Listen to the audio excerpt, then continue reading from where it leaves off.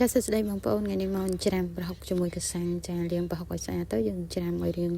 ល្អិតទៅបន្ទាប់មកក៏បន្ថែមជាមួយនឹងសាច់ជ្រូក3ជាន់ណាបងប្អូនច្រាំឲ្យរៀងម៉ត់ទៅក៏បន្ថែមជាមួយនឹងកសាំងចូលបងប្អូនកសាំងយើងដាក់ឲ្យរៀងច្រើនទីរៀងជូរបន្តិចទៅឆ្ងាញ់បងប្អូនចានឹងហើយយើងដាក់ច្រាំឲ្យវារៀងចូលសប់ទៅបន្ថែមជាមួយនឹងខ្ទឹមសខ្ទឹមក្រហមម្ទេសចាច្រាំឲ្យវាចូលសប់គ្នាទៀតក៏ចាប់ផ្ដើមបន្ថែមជាមួយនឹងគ្រឿងទេសមានដូចជាស្ករសចាស្ករសប៊ីចេងអញ្ចឹងយើងថែមតែពីរមុខទេបងប្អូនម្ហូបច្រាំប្រហុកកសាំងនេះថែមតែស្ករនិងប៊ីចេងចាយើងច្រាំឲ្យវាចូលជាតិគ្នាសព្វទៅបន្ទាប់មកយើងក៏ដួសដាក់ចានដើម្បីដាក់ចំហុយណាបងប្អូនចាបងប្អូនស្មានគ្រឿងល្មមមកបងប្អូនធ្វើទៅរួចហើយបន្ថែមជាមួយពងទាចា